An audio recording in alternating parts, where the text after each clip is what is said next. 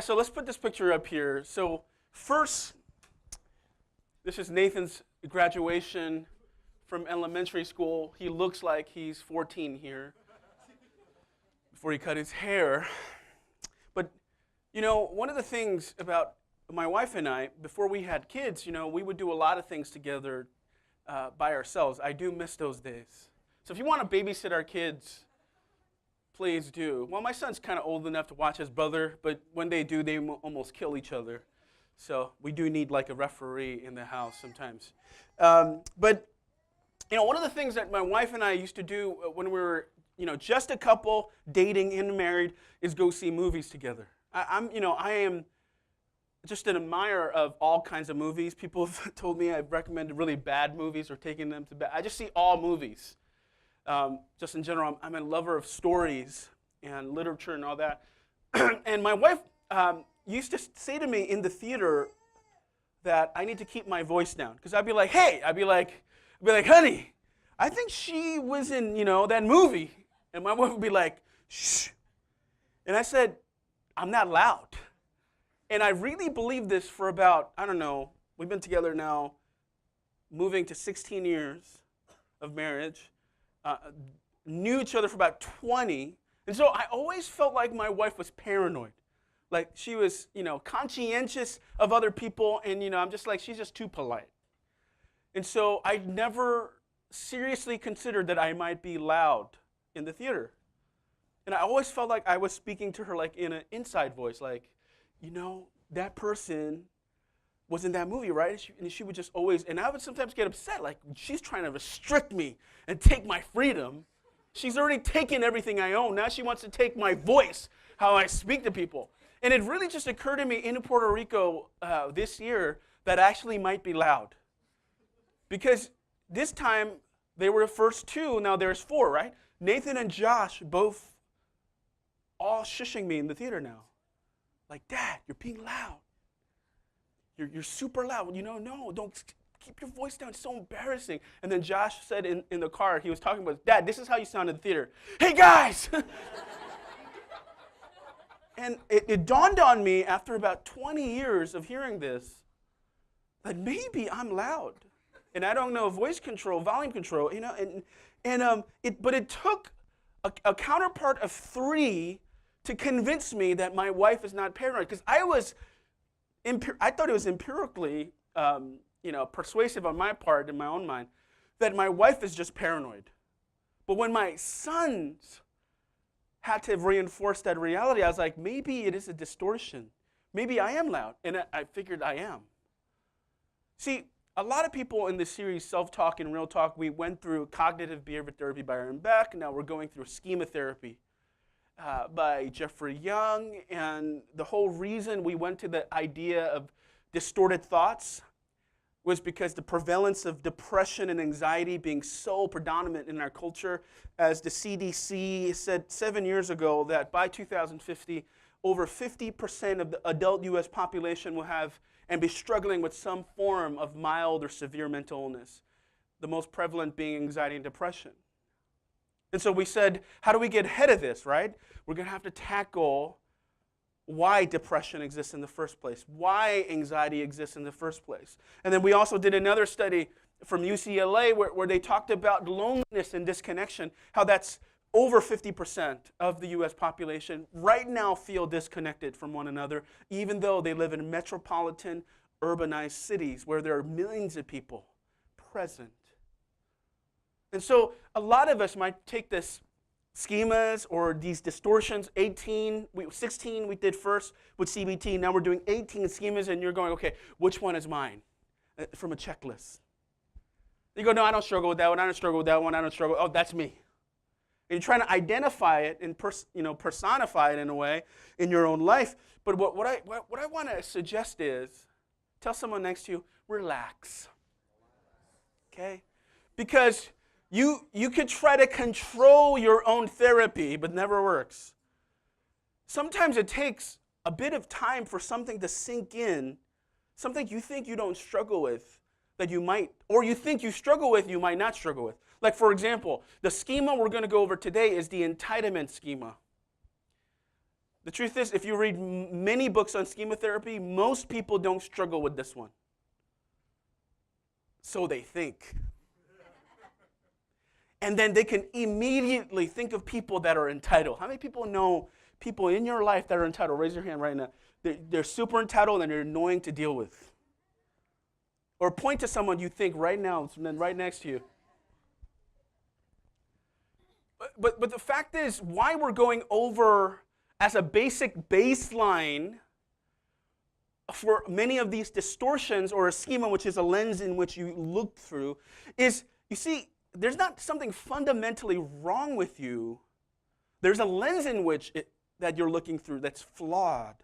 And so for you to understand that it's not you, but a view or a lens in which you look through can be corrected, it gives a lot of hope. And why I believe the whole idea in schema therapy, the whole idea of Jeffrey Young's idea of reparenting and how that applies to the gospel is, I think, what C.S. Lewis says here. And for me, this is a lot of hope in the gospel. Why I believe in Christianity. This is what C.S. Lewis said. Let's put that up.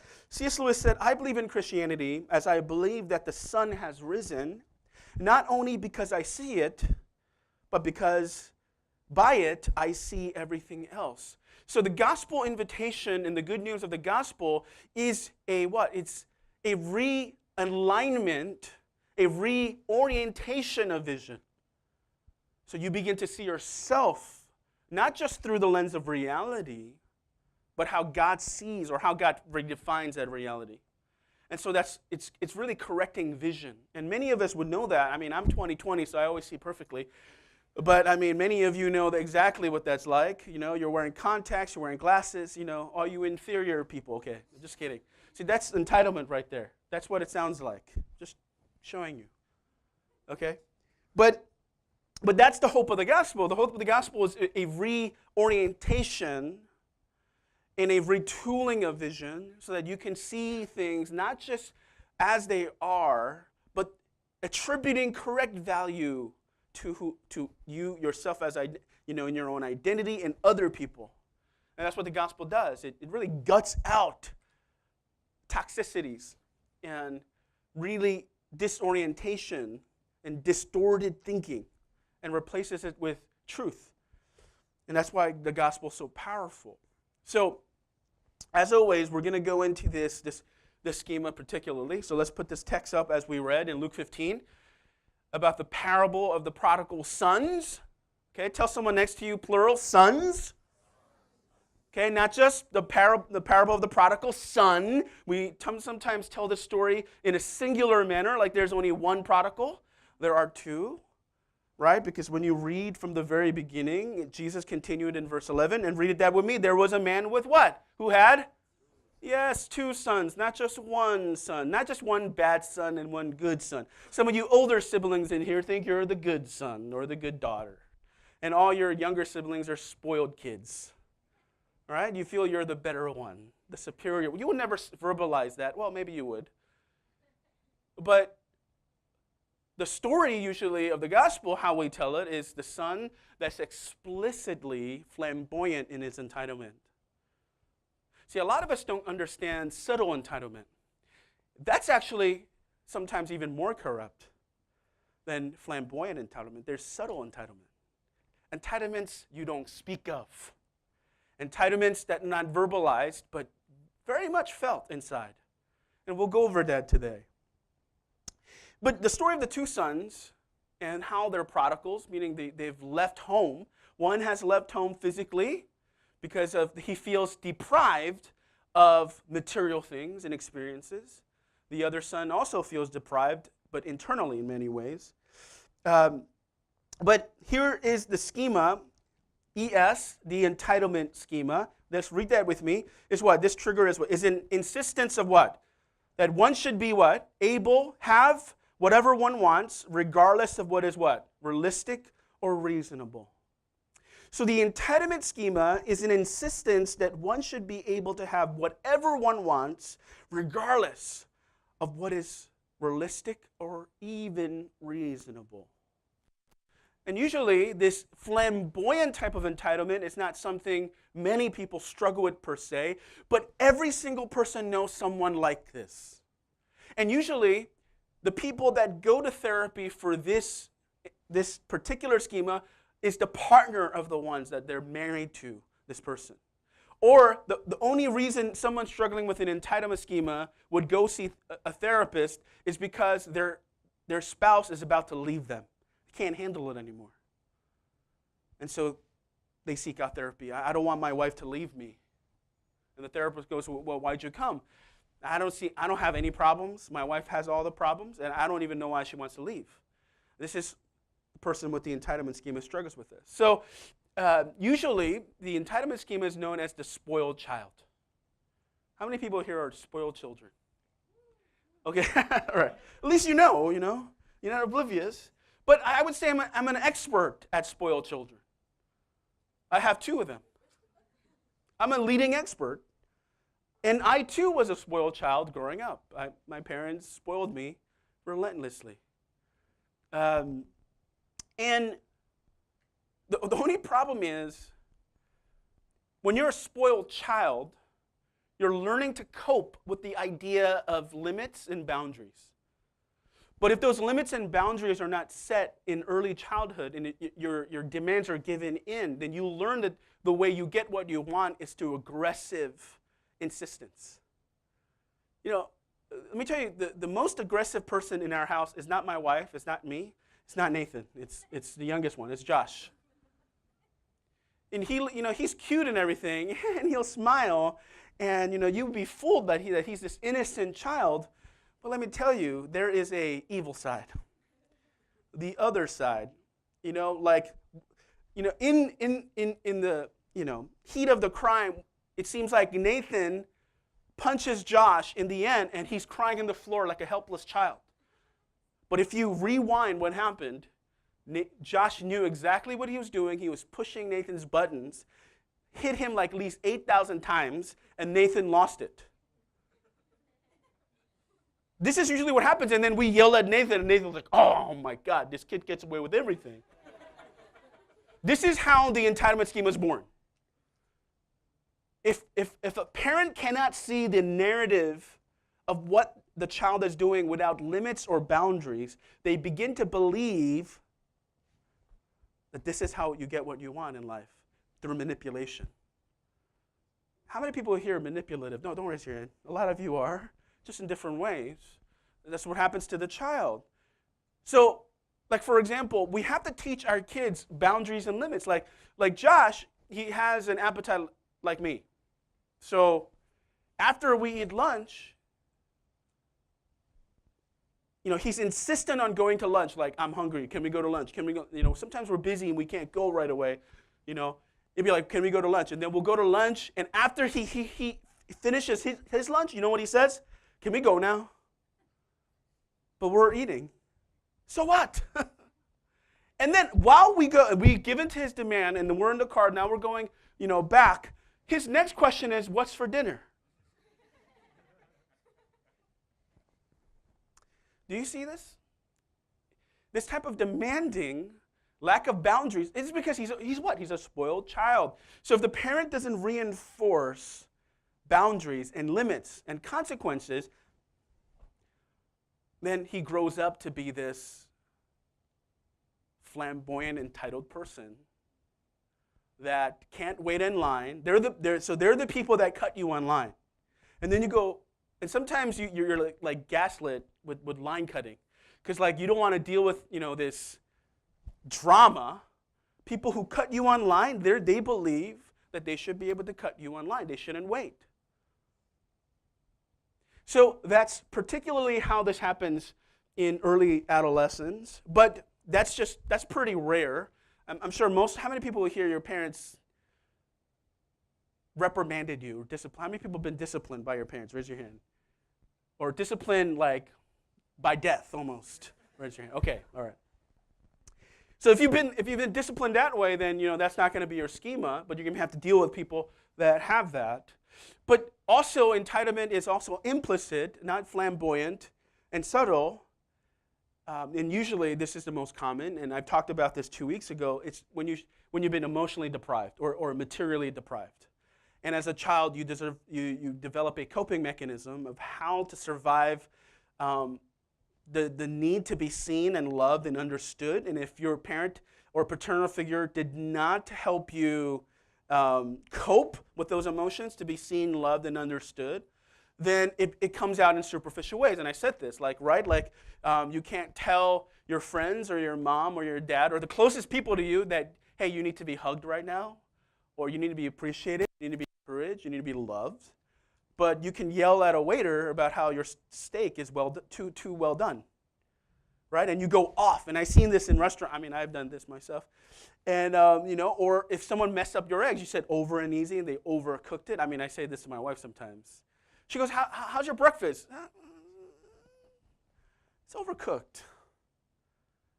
And so we become very meticulous and peculiar about superficial things, how we dress, what we eat, because we've been emotionally deprived. Now it's coming out in odd places.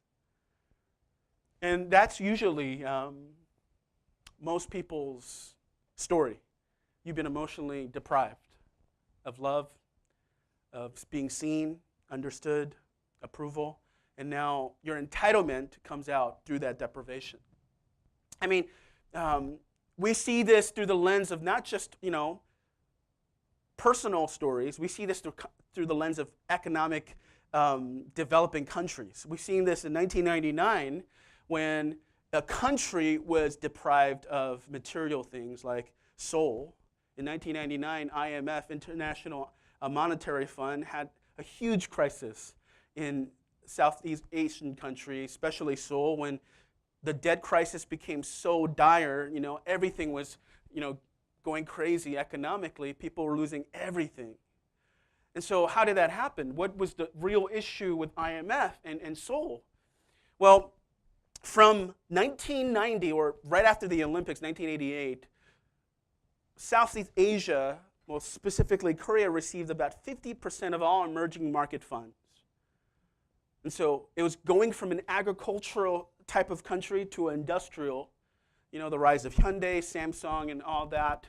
And so emerging markets funds started coming in like crazy. Liquidity, credit just started flooding in. So first time a country that were poor. I mean, I'm not sure many of you remember this, but my parents told me stories about the poverty in Korea during the war. And for the first time in their lives as a country, they were wealthy. People were getting wealthy. I had when I was a youth pastor in 1999, I had a family at our church where just the mom and the daughters were attending. In the IMF, they lost $100 million. And they were struggling to pay for classes in music, school and stuff like that. But they were that wealthy at one point, but they lost $100 million in the IMF crisis. So the question people asked was, the IMF was asking was, what happened? Well, people felt so deprived of their lowly state and their poverty that when they got the money, they didn't know limits or boundaries. They just borrowed, and spent more. And this is a Korean thing, and forgive me, Korean people. I'm Korean myself, so I can make fun of myself. But it's typical in that period of time that people had, especially in the United States, they had S-Class Benzes, but they didn't own a home. I mean, why are you buying a $70,000 car and not have a house? There's something about being deprived that makes you want to have a little bit of bling, to feel like you're okay. You go, I'm entitled to this once in my life. I was so poor, my family was so poor. In Korea, when people get married at this period of time, families looked upon each other with status so much. There were some poorer middle-class families that borrowed the furniture when they met parents, because they were, ashamed of how little they had, or they weren't meeting up to par. So the IMF crisis was funded by deprivation, and people were moving out of boundaries, without limits, because they don't know how to manage it. So here's the thing, folks.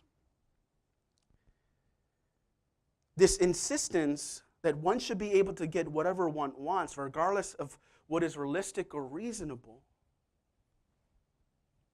happens if you're typically deprived of emotional support. That's why you're so meticulous about things that really don't matter. And people with this particular schema, it's a counterattack, it's the way you fight your lack, are usually very successful. Because you've learned to fight through the pain and the need. So you go, well, I'm going to get that, and then I'm going to be okay. But what happens is people come to therapy. They go, I'm so successful. I have multiple degrees. I have all this net worth, but I feel hollow inside. Why is that? Why does that happen? Because look, let's continue to read this passage. So Jesus continued, there was a man who had two sons. The younger one said, Father, give me my share of estate. So he divided his property between them. Okay, typically, you get your inheritance whether you're Jewish or not. In Asian culture, when your parents die. The younger son had the audacity and the flamboyancy to dare ask for his wealth, his inheritance now. He was basically said, I wish you would die earlier so I could get my money. In Asian households, that would probably warrant death. Parents would kill you because they failed as a parent. But in this text, the hyperbolic kind of story is that the father gives him his share. And he leaves, right? So you see this lack of limits and boundaries lead to the exploration of he felt emotionally and materially deprived. So now what? Not long after that, the younger son got together all he had, set off for a distant country. He came to New York, like a city like this. And there squandered his wealth in wild living, whatever you define wild. And he had spent everything. And then there was a severe famine in that whole country. And then he began to be in need. So when you have lack of boundaries materially or even lack of boundaries emotionally, what ends up happening? What's the outcome? Okay, let's go to the outcome. You do become in need. And here's the reality. Usually in relationships, what kind of person you want to be a friend with, what kind of person you want to be married to, are people who are others-oriented. They're patient, they're kind, and gentle. How 1 Corinthians defines love, right? You want someone that's patient, kind, and gentle, okay? Everybody in this room, you're human beings, no matter how much makeup you wear, if you're a dude, you could drive a Porsche, but we're basically pretty much disgusting. Like if you had to date someone that didn't take a shower for a week, it wouldn't be cool. You know, I mean, human beings are basically the same. We're this, pounds of flesh with organs. And, we need a lot of maintenance to be a bit polished, right? To be presentable, tolerable, almost. And in the end of the day, what really matters in life is someone who is kind and patient and gentle. Someone that has a orientation toward bending themselves for love. So what happens in this schema is that you become self-oriented. And so the outcome is you become a self-oriented person, and what happens? You become what? Read that with me. Controlling and what? Demanding and what? Manipulative. Rather than patient, kind, and gentle, others-oriented. So what happens when you become controlling, demanding, and manipulative? People leave you. Marriages end. Friendships end. I guarantee you, all the friendships you lost in your life is because of this reason. They said, I'm right, you're wrong. You give to my needs. You do it my way. And that's how it ended. You just don't have enough energy to fight the emotional terrorist. Because that's what entitled schemas come out as. They're controlling, demanding, and manipulative. And so they begin to demand and insist on how you do things in friendships and in relationships. And It just can't work. And you what? You usually end up alone. Unless the first entitlement we explained was what? Is flamboyancy, right? That's the younger son. But let's look at the older son. Let's look at the subtle entitlement, because all of you are about to send this message to someone that needed, right? You know of. Man, this person really needs this message. I'm going to send it to you. You're thinking of them. Now I want to do some surgery in us. Those of us that are actually seem. Tell someone seem. Again, seem. Patient. Kind. And gentle. Again, the key word is seem patient. Seem kind and seem gentle. See, you can be patient, kind, and gentle, or seem to be. But the reasons why you're patient, kind, and gentle are just as important as why you're demanding, manipulative, and what? Controlling. Because the person who thinks they're coping and they'll get what they want through controlling, demanding, manipulative is the same reason why some people tend to be patient, kind, and gentle. And I want to focus on that a bit here. So look at verse 28. So the older son comes back. The younger son comes back. There's a party. We've seen that in the text. But the older brother became what? Angry and refused to what? Go in. So his father went out and pleaded with him. But he answered his father, "Look, all these years I've been slaving for you and never disobeyed your orders." Complicit, patient, and gentle seems. You never gave me even a young goat so I could celebrate with my friends. But when this son of yours, who have squandered your property with prostitutes, never in this text it says prostitutes, he just said that's what I would have done. Prostitutes come home, you kill the fattened calf for him. You see, everything was okay until the imbalance happened. You see, why the older brother, the other brother, seemed patient, kind, and gentle was because internally his entitlement was, long as I'm the better one. The contrast is there. Long as I'm the good one. Long as I'm the better one and my father knows it, I'm good. That's his entitlement. His entitlement was, I'm the better one. I'm the good one. And there are people in this room that are complicit to being this perception of patient, kind, and gentle because you want that form of, you feel entitled to being that person, that identity. And that schematic way is implicit way. Me and my brother used to do this all the time when we were growing up. My brother would always choose the lesser price thing on the menu. I would always choose what was like the most expensive. I didn't know. But my brother chose because he was going to be the good son. See, but I was being the bad son, but I got what I wanted. He was dumb because it didn't matter. Our parents loved us the same. The deprivation was really a desire for what? Jubilation, was adoration. He thought he would what? Get praise, and it might not even be verbal praise, but in his mind praise. And so some of us learn deprivation this way because we think we're being applauded for this deprivation. And so we take the lesser thing, we eat the burned toast, we give people, when people skip us, we just go, oh, it's okay. Because I'm better. I had better parents. And so that's what ends up happening in the heart, you see. So you can be like, oh, those people, flamboyant, entitled people, they don't get it. But you're all just as entitled. Just in a different way. See that? But it's really aiming from deprivation.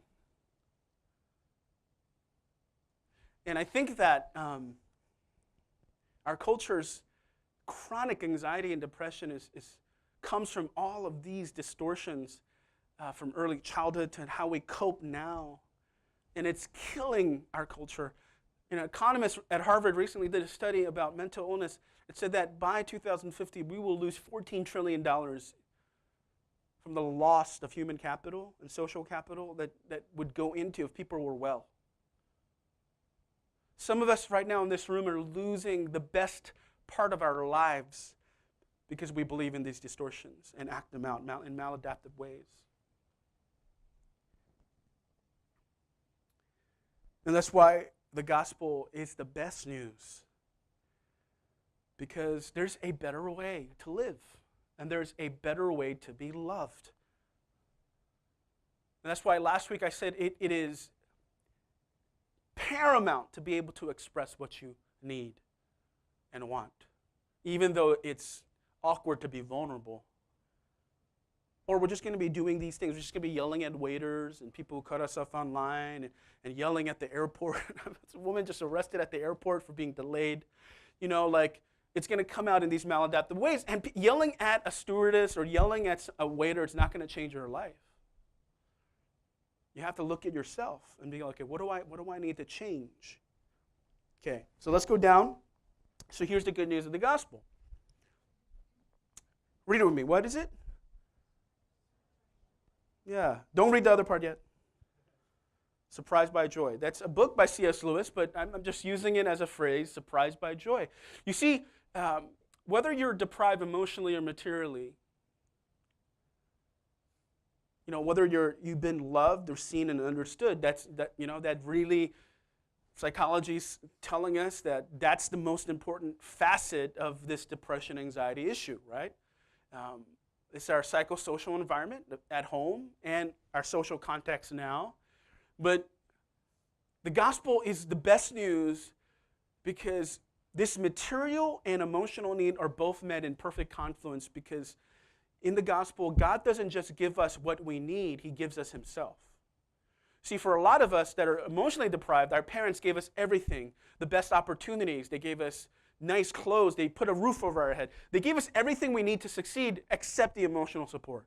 In the gospel, we get that. We get God himself as the Father in this passage. The Father comes and accepts the younger one who squandered all his money and accepts him back. The older one who was holding a grudge, he invites him back into the house to the party and says, everything I have is with you.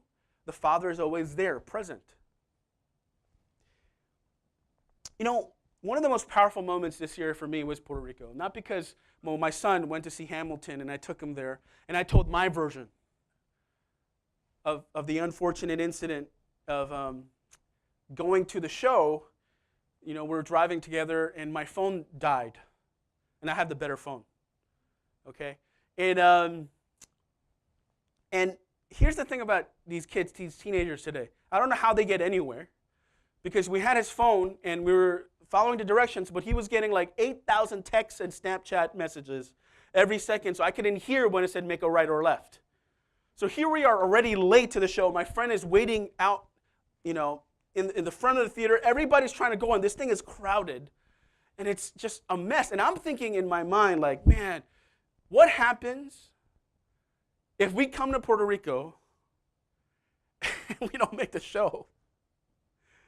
This is like my son's dream, right? Like, then I'm gonna be like, I'm the dad that wanted to take him to the show but couldn't. Like, this is an area of like incompetence. But I'm like, it's really not my fault because his friends can't stop texting. 8,000 texts per minute, and I was getting mad at him.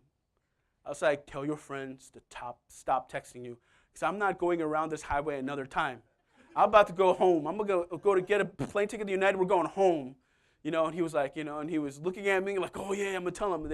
And finally we get there, and I'm like about to park our rental car, in the middle of the street. And I'm like, if we get told, we get told. If we get a ticket, we get a ticket. I thought about the benefit and the risk. Like, if we missed a show once in a lifetime, Lynn Emanuel, Miranda, and I'm saying all this, we just park anywhere in the city. And if we get told, we get told, whatever. And then we find parking, and I'm running, and I pull my hamstring. And now I'm limping toward the show, and it's about a half a mile away. This is my perspective. Nathan said his perspective was different. I thought he'd be like, man, we're going to miss the show. He's going to be upset. He said his perspective about his parents changed. Because he realized when I was limping and getting to the show and getting mad at him, to get to the show, my son said, I finally understand my parents' heart for me. They're not just a utility to get me what I want, right? Because my parents give me what I need, give me what I want. The people they are is more important than that. I see their heart. And I think why I call the gospel message surprised by joy, because that's what Nathan felt going to Hamilton. Can you imagine the greater treasure than even going to the show he always wanted to go to? Was he realized he has something greater than the show, right? He has the golden goose. He has a father that loves him and a mother that loves him. He has a family that loves him. And that's greater than anything you can what? Attain or use or gain. That's what the sons learned. That's what the younger son learned when he came back. He learned the greatest thing I have is not the provision my father would give me, not a home, not just food, not my needs, but him. And he was surprised by joy. The gospel is that, realizing that the benefit is nothing compared to what you get in relationship with God. That you get God himself. And so it means seeing God for who he is ontologically versus what he can do as a utility. Because this confusion between G-O-D versus G-O-O-D is just one letter. But the gospel message is all the good in your life around you that will happen to you points to the ultimate good, which is God himself. That's what the son learned. That what he has in the Father is so much greater than what he can gain from him to be in his presence. Today, I want to invite you to meet Papa, Abba, Father, that sees you, understands you, loves you. Whether you're entitled through flamboyancy, and everybody thinks you're a spoiled child, or you're implicit entitled the other way, like the older brother, God sees you, sees your need, and tells you to come home. That's amazing. That's the gospel. Let's stand and pray together. Will you lift your hands to the Lord today? As I want to pray for the revelation of who God is as a Trinitarian view of God, of who he is. Because let me tell you, I hear stories about people for many decades always seeing what God can do for them. Like, for example, I bet you've seen this. Many times in crisis, people come to faith. Or many believers, when you're in crisis, you turn to God. Then you forget him right away when crisis is over. This invitation of the gospel is passing that shallowness and stopping and thinking about who God is to send his son to die on the cross for us. What does that mean? What kind of person is he? To fall in love with who he is and not just the benefit of utility. Because the utility lens is futile, folks. They'll come and go. But if you fall in love and see who God really is, you'll be fully seen, understood, and free of this emotionally deprived state we find ourselves in. So will you pray with me? Father, we want to come before you this afternoon. And I want to pray for a revelation of who the Father is apart from utility. Apart from how you can bless us or forgive us or guide us, and those are all good things. But to see you for who you are, your heart for us, your love for us, your intent for us. I'm so secure. You're here with me. You stay the same. Your love remains here in my heart, so close I believe. You're holding me now, in your hands I belong. You'll never let me go. You gave your life In your endless love. in your endless love. You set me free. You set me free And show the way. and show the way. Now I am found. Now I am found, so close I believe. You're holding me now, in your hands I belong. You'll never let me go. All along. All along, you were beside me, even when I couldn't tell. Through the years, you showed me more of you, more of you. All along. All along, you were beside me, even when I couldn't tell. Through the years, you showed me more of you, more of you. So close. So close, I believe.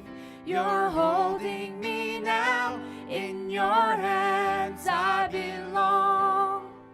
You'll never let me go.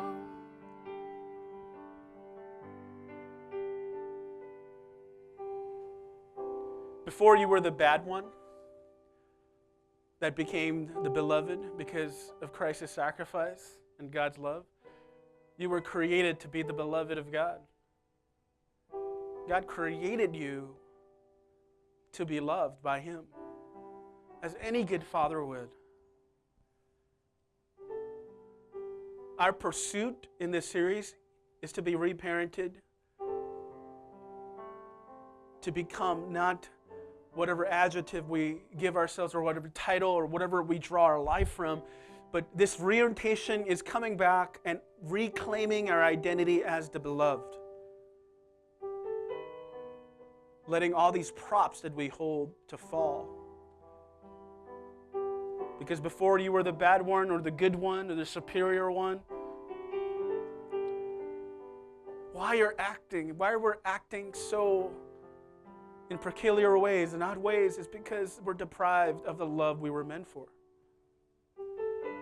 So there's no really bad or good, it's just you're coping, you're trying to survive. But God all along was here in hindsight. Whether you're a believer or seeker, He's working right now. And He's been working before time to draw us near to Him.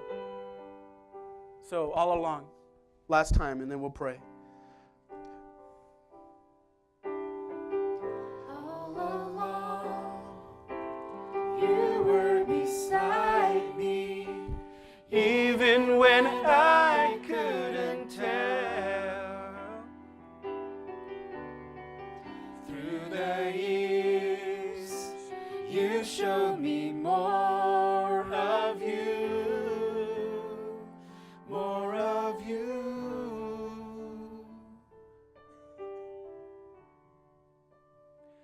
Father, we come before you today.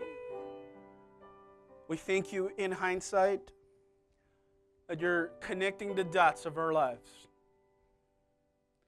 You were always there.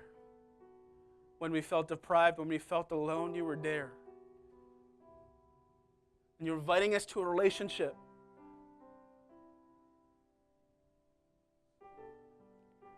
So we can reclaim who we are, who we were meant to be. Help us in that journey, God. Will you bow your heads for the benediction? May the grace of the Lord Jesus Christ and the love of God and the fellowship of the Holy Spirit be with you now and forevermore. All God's people say, amen. God bless you. Go in peace.